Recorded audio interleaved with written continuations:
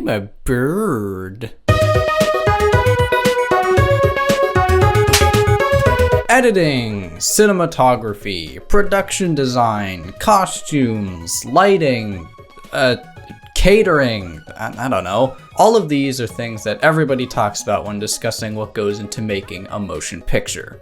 While all of these are important elements to consider when making a feature film, it's important to remember that every step of the filmmaking process is important in its own way. Movies are less of a strongly constructed house, reinforced and ensured to hold together even through significant damage, and more of a loosely held together Jenga tower of toothpicks and construction paper, where the removal or disruption of even the tiniest piece can cause the entire structure to fail. One of these lesser talked about pieces is sound design and sound editing. Now, of course, most of us do a very cursory rendition of sound design in film and TV. We're aware of things like how the lightsaber was able to make the swoosh swoosh noise, or how the T-Rex in their Jurassic Park movies was able to be all... And you know, that's cool and all. But did you know that a lot of creature sounds in movies were actually made by humans? Yeah, really. Completely demolishing any vocal inhibition, several people throughout the history of film have been able to make convincing monster and creature noises with just their voice. Just who are these auditory heroes and how were they able to achieve such feats? One could argue that it's not really our place to know such a thing, and that doing so would only shatter the immersion. But to hell with that, let's have some fun. These are a few notable stories of this most vocal of phenomena throughout the entertainment industry. And I gotta tell you, some of these might surprise you. Old Pussyface himself definitely has an interesting design history, from the fact that he was going to look like this, to him originally being played by Jean-Claude Van Damme, if you can believe that. The visual aspect of this ugly motherfucker is a video in and of itself, but we're here for the audio portion, and the most interesting part of that is, you know those kind of purring sounds the predators make in the movies? You know, the noise? Well, apparently for the original Predator movie, those sounds were actually provided by Peter Cullen, who's best known for being the most recognizable voice of Optimus Prime from the Transformers.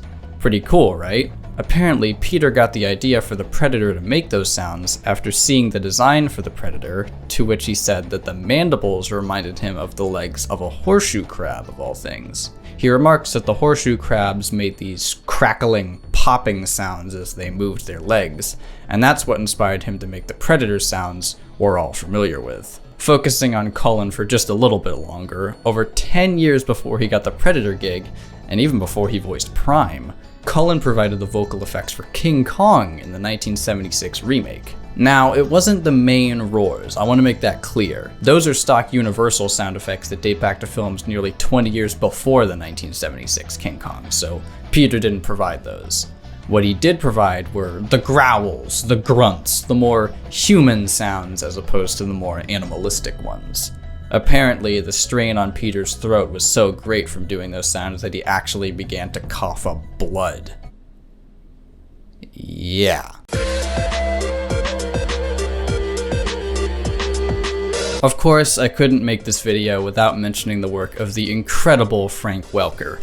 Another Transformers veteran, he voiced Megatron and Soundwave in the original TV series, and has gone on to both reprise those roles and voice several other Transformers throughout the franchise. His voice work in cartoons and animated films isn't what I'll be focusing on today though. We're here for the creature sounds, but even those are so numerous that I'm gonna have to limit myself to just a few select examples if I want to avoid this video being 4 hours long. What better place to start than with a movie I've actually reviewed before? Yes, Frank supplied the snake sounds in Anaconda, and provided similar noises for another crappy snake movie, Python, released in 2000. Yeah, we had Anaconda in 1997, Python in 2000, and oh, don't forget Boa from 2001. What are we missing here? Viper? Sea snake? Barbados thread snake? Anyway, speaking of animals that actually exist, Frank also provided lion sounds for The Lion King. Here's a glimpse at his creative process.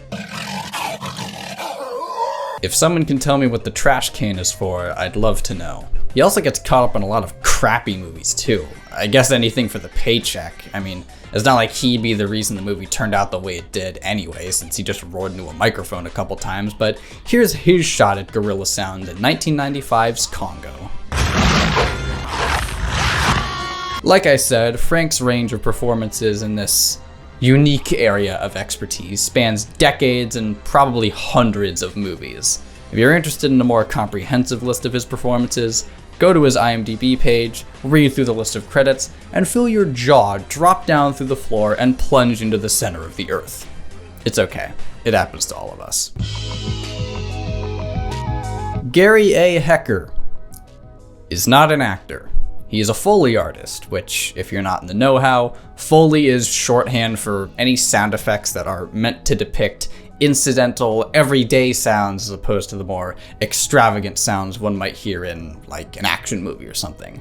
Stuff like footsteps, doors opening, fans, all that falls under the umbrella of Foley. Hecker has been in the business for many years, and in that time has also supplied many monster sounds to several productions. Productions like Shrek, where he voiced the dragon, Independence Day, where he voiced the aliens, Seabiscuit, where he did the horse sounds, and a more recent example, Venom, Let There Be Carnage, where he provided vocals for both Venom and Carnage. Like with Frank Welker, who Hecker actually collaborated with on several films he provided sounds for, Hecker's filmography is vast and expansive.